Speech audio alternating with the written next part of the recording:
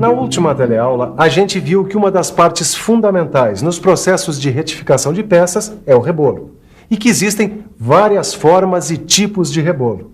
Então, como é que a gente escolhe o rebolo adequado? E depois de escolher, como é que a gente prepara ele para a usinagem? Preste atenção que a nossa teleaula de hoje vai mostrar tudo isso.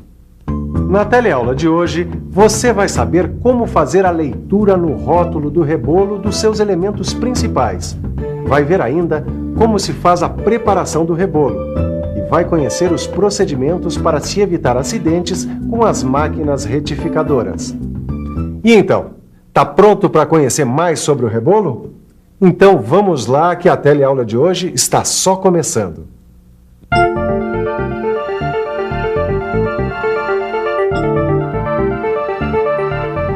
Como a gente viu, a retificação de uma peça se faz com alguns objetivos que vale a pena a gente retomar.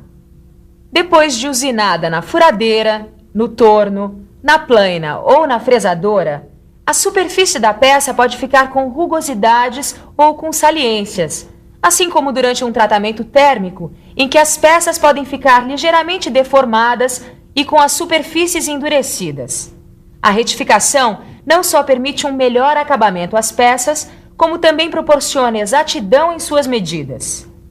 Qualquer que seja o objetivo da retificação que se vai fazer, você vai ter que conhecer bem como escolher e preparar o rebolo. Portanto, a gente começa dando uma olhada na escolha do rebolo. Os rebolos sempre trazem este selo aqui que tem um código universal com letras e números que indicam suas especificações. Pois é, Silva, eu já tinha visto, mas não tinha entendido o que é que esse código significa. Esse código indica os parâmetros que devem ser considerados na escolha do rebolo adequado para o tipo de trabalho que você vai fazer. Veja, esses números aqui indicam as dimensões do rebolo, que neste caso são 200 milímetros de diâmetro por 25,4 milímetros de espessura, com um furo de 31,8 milímetros. Aqui nós temos a indicação de rotações máximas para este rebolo, que são 3.103 rotações por minuto. E aqui nós temos as especificações do tipo de abrasivo, tamanho do grão, grau de dureza,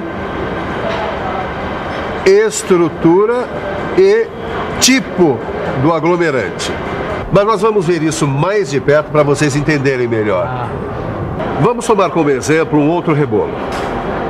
Aqui deste lado não tem mistério. Em cima são as dimensões do rebolo, diâmetro externo e espessura do rebolo e diâmetro do furo. Aqui embaixo, a rotação máxima do rebolo, 2.675 rotações por minuto. Deste outro lado tem este código. Começa com letras que indicam o tipo de abrasivo de que é feito o rebolo. Óxido de alumínio comum, óxido de alumínio branco, óxido de alumínio combinado, carbeto de silício preto e outros mais. A seguir vem um número indicando o tamanho dos grãos. O grão pode ser classificado como grosso, médio, fino e ultra fino. A letra que vem a seguir indica o grau de dureza: muito mole, mole, média, dura, muito dura e extra dura. Esse número indica a estrutura do material do rebolo, ou seja, fechada, média, aberta e muito aberta. E a última letra indica o tipo de aglomerante: vitrificado, resinoide, borracha ou metálico. Todos esses elementos devem ser levados em conta na escolha do rebolo adequado ao material que você queira retificar. Mas tem dois elementos que você deve conhecer bem: o abrasivo e o aglomerante. Vamos começar conhecendo os tipos de abrasivos. Estes rebolos aqui são feitos com óxido de alumínio. Nós vamos ter duas qualidades de material de acordo com a pureza conseguida na sua elaboração. Este aqui, por exemplo, é o óxido de alumínio comum. Ele tem essa cor acinzentada e tem uma forma mais arredondada. Ele é utilizado para retificações de materiais com alta resistência à tração. É um abrasivo de alta tenacidade. Já este outro aqui usa o óxido de alumínio branco. Ele se distingue do anterior por ter essa cor branca e por ter uma forma mais alongada. Olha só a diferença entre os dois. O óxido de alumínio branco é mais quebradiço, por isso ele é utilizado em retificações de aços com alta dureza e sensíveis ao calor, e também em retificações que busquem um bom acabamento da superfície e menor tempo de execução. De uma maneira geral, o óxido de alumínio é utilizado em retificações de aços e suas ligas e também do ferro fundido, nodular e maleável, mas existem vários outros tipos de abrasivos. Como é o caso do carbeto de silício. Ele é mais duro que os óxidos de alumínio, sendo, portanto, mais quebradiço. O carbeto de silício pode ser reconhecido também pelas suas cores, preta ou verde. Os carbetos de silício de cor verde são usados nas afiações de ferramentas de metal duro, porque são mais quebradiços que os pretos e não alteram a constituição do metal duro. E os pretos são utilizados em materiais não ferrosos, não metálicos e ferro fundido cinzento. E o diamante, que é usado na elaboração de rebolos para lapidação e retificação de carbetos sinterizados. Ficou faltando então a gente conhecer um outro elemento fundamental do rebolo, o aglomerante ou liga. O aglomerante é o elemento que une os grãos, permitindo que o rebolo mantenha a forma e a consistência. É ele que dá as condições de execução do trabalho desejado e que faz com que o grão só se desprenda do rebolo quando já estiver gasto. A proporção e a qualidade do aglomerante, juntamente com o grão, vão determinar a dureza e o grau de porosidade adequados para os tipos de retificação. Vamos dar uma olhada nos aglomerantes mais usados. O aglomerante vitrificado é utilizado quando se deseja maior precisão de forma. Ele não sofre ataque ou reação química pela água, pelo óleo ou por ácidos. São usados geralmente em máquinas retificadoras com velocidade periférica de 33 metros por segundo, podendo em condições especiais chegar até 60 metros por segundo. Outro tipo de aglomerante bastante usado é o resinoide, feito à base de resinas sintéticas. Ele é usado em rebolos que atuarão em serviços pesados, tais como cortes e desbastes de materiais, em altas velocidades, que entretanto não deverão superar 80 metros por segundo. Finalmente, vale destacar os aglomerantes à base de borracha, que são usados em rebolos que atuarão no corte de metais e principalmente na função de transporte nas retificadoras sem centro ou centerless. Existem ainda os aglomerantes à base de goma laca e oxicloretos, que hoje são muito pouco usados. Bom, escolhido o rebolo adequado, a gente tem que prepará-lo antes de começar a retificação da peça. E é isso que a gente vai ver agora. A preparação do rebolo. O primeiro passo é verificar se o rebolo não está trincado. Para saber isso, basta levantar o rebolo assim, pelo furo, e ir dando pequenos golpes com um macete se o aglomerante for vitrificado. Ouve só. Esse rebolo está bom, tá ouvindo? Ele produz um som leve, metálico. E esse outro aqui, Esse outro está trincado, ouve só. O som sai apagado, abafado. Percebeu que está trincado, tem que trocar. Outra coisa, você não deve tirar esse selo aqui, porque ele também serve para melhorar o assentamento, a fixação do rebolo, quando você for colocá-lo entre as flanges. O passo seguinte é balancear o rebolo e fazer a retificação dele, ou seja, deixá-lo mais plano, mais concêntrico e melhorar a superfície cortante dele. Esta retificação do rebolo também é chamada de dressagem. Mas só falar não adianta, né? Vamos ver tudo isso mais de perto. Antes de retificar o rebolo, ou seja, de fazer a dressagem, a gente tem que fazer o balanceamento. A gente começa montando o rebolo sobre o flange. Aí, a gente coloca o flange superior e junta os dois com esta porca de fixação. Feito isso, a gente coloca o conjunto sobre o eixo de balanceamento e este sobre as réguas de apoio do dispositivo de balanceamento. O dispositivo deve estar regulado para que todo o conjunto esteja no mesmo nível.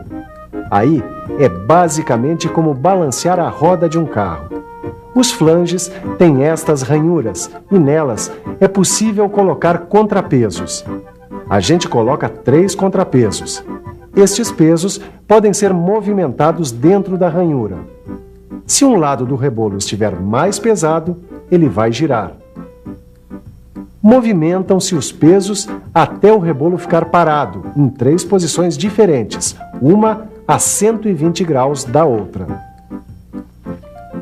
O rebolo parando de girar nas 3 posições é sinal de que já está balanceado e é possível, então, fazer a dressagem. Para fazer a dressagem, fixamos o rebolo na máquina e esta ferramenta aqui, o diamante de retificação, fixamos nesta placa magnética, que está montada sobre a mesa da retificadora. A gente liga o rebolo e faz com que ele vá tangenciando o diamante. Assim. Isto várias vezes com pequenas profundidades de corte e avanço transversal da mesa lento. Observe que o diamante de retificação deve ficar em uma posição que, se ele soltar da placa magnética, não será puxado para baixo do rebolo. Assim.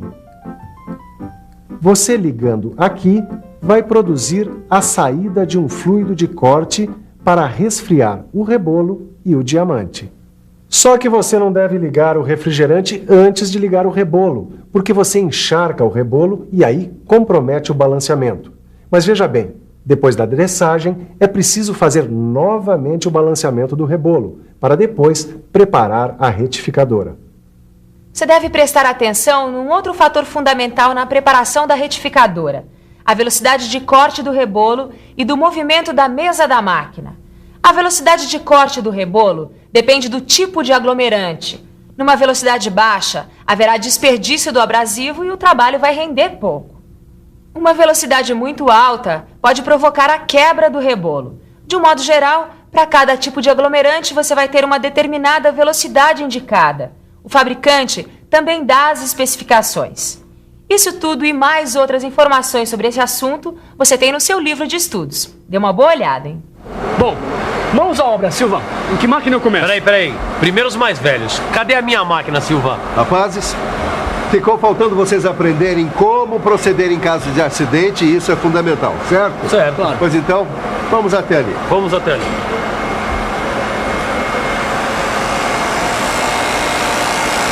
Nesse tipo de usinagem, os acidentes em geral acontecem porque um rebolo se partiu, soltou lascas ou coisas do tipo. Pois muito bem, esses acidentes acontecem por vários motivos, dentre os quais uma trinca no rebolo por um transporte mal feito, uma montagem mal feita, muita velocidade, muita pressão no rebolo fino, tá? O contato brusco do rebolo com a peça, o uso, inclusive, de um rebolo muito duro. Pois bem, para evitar acidentes, vocês deverão seguir alguns procedimentos. Quando ligar a retificadora, ficar ao lado e não em frente ao rebolo. Obrigatoriamente, você deve usar óculos de proteção. Em trabalhos a seco, utilizar coletor de pó e máscara contra pó. E não usar roupas soltas. Agora, se infelizmente o acidente acontecer, você avise imediatamente, contando com o máximo detalhe de como ocorreu, quais os materiais que você estava usando. Só deixe um médico ou uma pessoa competente tirar o cisco ou a lasca do seu olho. E se for uma queimadura, procure também um médico, certo? A cabeça guarda algumas coisas, outras não, né? Então vamos dar uma olhada no que a gente viu hoje. Está na hora da revisão. E atenção, se liga aí que é a hora da revisão. Na teleaula de hoje, você aprendeu a identificar as características de um rebolo pela leitura do seu selo. Viu ainda como é o processo de preparação de um rebolo, a verificação se está trincado, o balanceamento e a dressagem. E finalmente pôde conhecer os procedimentos necessários para se evitar acidentes com as máquinas retificadoras. Bom, a gente vai terminando a nossa teleaula de hoje. Não deixe de estudar no seu livro. Lá você vai achar tanto o conteúdo principal como informações auxiliares para você entender melhor o assunto. A próxima teleaula será sobre retificação plana. Não perca. Até lá!